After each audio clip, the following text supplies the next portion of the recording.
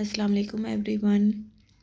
इस वीडियो में मैं आपको बताऊंगी कि आपने नोट्स कैसे बनाने हैं और जुडिशरी या कोई भी लीगल एग्ज़ाम आप अटेम्प्ट करते हैं तो उसमें आपने क्वेश्चन कैसे अटेम्प्ट करना है। ये जो वीडियो है ये सिर्फ जुडिशरी के लिए नहीं है, आपके अलावा बाकी जितने भी आपके लीगल एग्ज़ाम्स हैं या आपके लॉ के एग्ज़ाम्स हैं या और भी जो आपके LLB LLM के एग्ज़ाम्स हैं उसमें भी आपको ये वीडियो काम आ सकती है। अच्छा जी, इसमें सबसे पहले तो ये है कि आपने जो भी तैयारी करनी है आपने अपने बेयर एक्ट से करनी है। CPC का बेयर एक्ट ले लें, CRPC का बेयर एक्ट ले लें, QSO का बेयर एक्ट ले लें। आपने किसी और नोट्स की तरफ नहीं जाना, आपने सिर्फ बेयर एक्ट्स की रीडिंग करनी है और प्रॉपर रीडिंग करनी है और वहीं से अपने नोट्स में बनाने हैं, वहाँ से आपके प्रॉपर नोट्स बन जाएंगे। दूसरी बात, आपने अपने जो नोट्स बनाने हैं वो आपने पॉइंट्स फॉर्म में बनाने हैं, आपने बुलेट फॉर्म में बनाने हैं। आपने एक सेक्शन लेना है, एक सेक्शन में से जो इम्पोर्टेंट पॉइंट्स आपको लगते हैं उसको आपने पॉइंट फॉर्म में बना देने हैं। ये मैं आपको अपने नोट्स से भी दिखा भी दूँगी तो आपको ये आइडिया हो जाएगा। इसके बाद जो है आपने जो आप सेक्शन पढ़ रहे हैं उसका आपने क्रॉस रेफरेंस साथ लिख लेना है। फॉर एग्ज़ाम्पल आप CRPC में से कोई सेक्शन पढ़ रहे हैं, उसका एक क्रॉस रेफरेंस आपको QSO में से भी मिलता है। उसका आपका उसको उसका एक क्रॉस रेफरेंस आपको high court rules and orders में से भी मिलता है। तो आपने ये इनके जो रेफरेंसेस हैं ये एक जगह लिख लेने हैं ताकि आपको याद करने में आसानी और पेपर में आप लिख सकें। रेलिवेंट लॉ क्रॉस रेफरेंस एक साथ आप लिख सकें। इसके बाद ये आपने प्रोवाइडेड डैट को नहीं छोड़ना। जो भी सेक्शन में प्रोवाइडेड डैट आता है ना, इसको तो आपने लाजमी पढ़ना है क्योंकि जुडिशरी में एग्ज़ाम्स में जो आपके प्रोवाइडेड डैट से ही कई दफ़ा पूरा क्वेश्चन बना होता है और ये हम अक्सर छोड़ देते हैं। इसके अलावा जो आपके MCQ पेपर आते हैं ना लॉ के, उसमें आपके ना शेल और हैव पे बहुत क्वेश्चंस बनते हैं।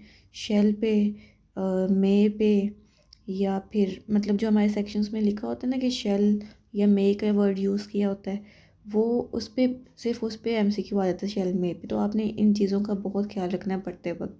आपने अपने सिर्फ बेयर एक्ट्स की थोरो रीडिंग करनी है, उसके पॉइंट्स बनाने हैं और सेक्शंस और क्रॉस रेफरेंस आपने एक जगह लिख लेने हैं और प्रोवाइडेड डेट तो बिल्कुल आपने नहीं छोड़ना।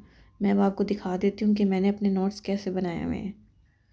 अच्छा जी, तो ये देख लें, ये मैंने फैमिली कोर्ट एक्ट का नोट्स बनाए हुए हैं। इस सेक्शंस को मैंने आगे मज़ीद बुलेट फॉर्म में ये पॉइंट्स में लिखे हुए हैं। ये मैंने PPC के नोट्स बनाए हुए हैं, ये मैंने एक टेबल बनाए हुए हैं, सेक्शंस लिखे हुए हैं, उनकी सज़ाएँ साथ साथ थोड़ी थोड़ी लिखी हुई हैं। ये मैंने कॉन्स्टिट्यूशन के नोट्स बनाए हुए हैं। इस कॉन्स्टिट्यूशन में मैंने थोड़े बुलेट फॉर्म में इनके जो इंपॉर्टेंट पॉइंट्स थे वो मैंने लिख लिए थे सारे कॉन्स्टिट्यूशन के ऐसे। तो इस तरह मैंने ना एक कलेक्टिव बनाए हुए हैं। ये मैंने मैरिज एक्ट के उसके बनाए हुए हैं नोट्स, मुस्लिम लॉ के। तो मतलब जैसे आपको आसानी होती है, कॉन्ट्रैक्ट एक्ट के नोट्स हैं, ये टेबल फॉर्म में मैंने बनाए हुए हैं, बुलेट फॉर्म में। उर्दू में समझ आती है उर्दू में लिख लें साथ साथ, जैसे मतलब आपको समझ आ रही है वैसे लिख लें ताकि आपके नोट्स में आपको याद करने में आसानी हो। सेक्शन लिखे हैं, साथ क्रॉस रेफरेंस लिखे हैं, साथ आप अपना जितने भी आपके आइडियाज़ आते हैं उर्दू में आते हैं उर्दू में लिख लें। जो सी लैंग्वेज आपकी है उसमें आप लिख लें ताकि आपको पढ़ने में आसानी हो। इसके बाद ये आ जाते हैं हम अपने क्वेश्चन अटेम्प्टिंग टेक्निक पे। पेपर में जो आपको क्वेश्चन आएगा आपने सबसे पहले उस क्वेश्चन को ब्रेक कर लेना है। आपने उसको ऐसे ब्रेक करना है कि आपने पहले देखना है कि उस क्वेश्चन में आपसे क्या क्या चीज़ें पूछी गई हैं और आपने क्या क्या चीज़ें उसमें बतानी है। अच्छे से क्वेश्चन को पढ़ना है, 2-3 मिनट लेने हैं आपने उस क्वेश्चन को पढ़ने में और समझने में, और फिर आपने इस तरह क्वेश्चन ब्रेक कर लेना है ताकि आपको आंसर लिखने में आसानी हो। उसके बाद आपने उसका एक रेलिवेंट लॉ लिखना है। रेलिवेंट लॉ के साथ आपने उसके क्रॉस रेफरेंसेस लाजमी देने हैं जो मैंने आपको पहले बताए हैं। अगर CRPC का क्वेश्चन है क्रिमिनल लॉ का तो आपने QSO के क्रॉस रेफरेंसेस देने हैं। मतलब इस तरह आपने लाजमी वो साथ लिखने हैं। उसके बाद अगर उसकी कोई डेफिनेशन क्वेश्चन में आती है किसी वर्ड की, जैसे कॉन्ट्रैक्ट एक्ट है उसमें कॉन्ट्रैक्ट की डेफिनेशन आ जाती है, तो आपने उसका सेक्शन साथ लिखना है और उसकी कॉन्ट्रैक्ट एक्ट की डेफिनेशन लिख देनी है। फिर आपने डायरेक्ट क्वेश्चन पे आ जाना। क्वेश्चन ज़्यादा आपने इधर उधर की बातें नहीं करनी है, डायरेक्ट आपने अपने क्वेश्चन को एक्सप्लेन करना है जो उसने पूछा होगा। ये भी मैं आपको अभी दिखा देती हूँ और मैं आपको एक क्वेश्चन अटैम्प्ट करके भी दिखा देती हूँ। मेरे फेसबुक पेज पे आप देखिएगा तो आपको वहाँ पे मिल जाएगा। मैं अभी एक क्वेश्चन सॉल्व किया हुआ पास पेपर से वो दिखा दूँगी। इसके अलावा आपने केस लॉज लिखने हैं। उस क्वेश्चन से रेलेवेंट जो भी आपको केस लॉज आते हैं वो आपने लाजमी लिखने हैं। ये 5 चीज़ें आपने एक क्वेश्चन अटैम्प्ट करते हुए लाजमी ध्यान में रखनी है। एक क्वेश्चन को ब्रेक करना है, उसको अच्छे से समझना है। दूसरा, आपने रेलेवेंट लॉ लिखने हैं, क्रॉस रेफरेंसेस लिखने हैं। उसके बाद कोई डेफिनेशन उसमें बनती है लिखने वाली तो आपने वो लाजमी लिखनी है। उसके बाद आपने उसको डायरेक्टली एक्सप्लेन करना है और कोई इधर उधर की बात नहीं लिखनी है। जितना उन्होंने क्वेश्चन में पूछा है बस आपने उतना ही जवाब देना है। उसके बाद आपने केस लॉज अगर आपके रेफरेंस में आपको कोई आते हैं उससे तो आप लिख दें। अगर तो आप सिर्फ उसका नाम मतलब PLD और इस तरह लिखेंगे तो फिर वो भी ठीक है। अगर आप उसको थोड़ा सा एक्सप्लेन कर देंगे केस लॉ को तो वो ज़्यादा बेहतर है। अच्छा जी, ये अब मैं आपके सामने क्रिमिनल लॉ का पेपर दिखा रही हूँ। ये 2022 का पेपर है। ये मैंने ख़ुद भी अटैम्प्ट किया हुआ है। तो इसमें मैं आपको दिखा देती हूँ। जैसे ये इन्होंने फ़र्स्ट पार्ट में इसकी ये डेफिनेशंस पूछी हुई हैं। इस डेफिनेशंस को लिखना है आपने। पहले आपने इसका रेलेवेंट लॉ लिख देना है, उसके बाद इन डेफिनेशंस को डिफ़ाइन कर देना है। तो इसमें से थोड़ा थोड़ा इसके ना पॉइंट्स लिख के ना तो आपने मज़ीद इसको थोड़ा सा एलिब्रेट कर देना है। इसके बाद जैसे इन्होंने इसमें ये पूछा है पहले फॉल्स इंफॉर्मेशन का, फिर फॉल्स एविडेंस का और फिर फॉल्स फैब्रिकेशन और फॉल्स एविडेंस का इन्होंने इसमें पूछा हुआ है। तो आपने इसमें इन तीनों के सेक्शंस अलग अलग लिखने हैं, थोड़ा सा इनकी एग्जांपल्स देनी है, थोड़ा सा इनको डिफ़ाइन करना है तो आपका ये क्वेश्चन सॉल्व हो जाएगा। रेलिवेंट लॉ लाजमी लिखना है आपने। अब जैसे एक ये क्वेश्चन है कि जस्टिस ऑफ पीस पे आया है। इसमें उन्होंने सिर्फ पावर्स और ड्यूटीज़ पूछा है जस्टिस ऑफ पीस की। तो आपने इसमें ये करना है कि आपने जस्टिस ऑफ पीस को थोड़ा सा इसको डिफ़ाइन कर देना है।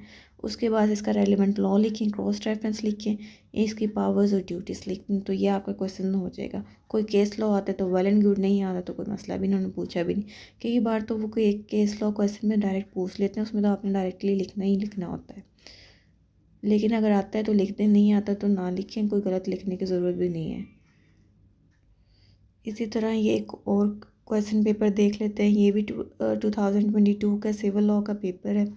तो इसमें अभी हम देख लेते हैं कि जैसे इसमें ये क्वेश्चन है, all agreements are contracts, discuss all experts and its essentials as defined in the contract.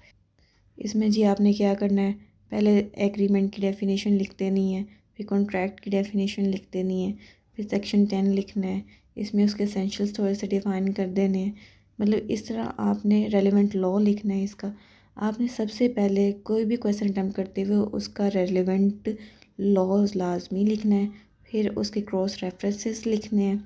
उसके बाद आपने इस तरह की कोई डेफिनेशन अगर क्वेश्चन में पूछ लेता है, नहीं भी पूछता तो आपको पता है इसकी क्वेश्चन डेफिनेशन कॉन्ट्रैक्ट्स की दी हुई है उसमें 2H शायद इसका सेक्शन है कॉन्ट्रैक्ट एक्ट में, तो आप कंफर्म कर लीजिएगा।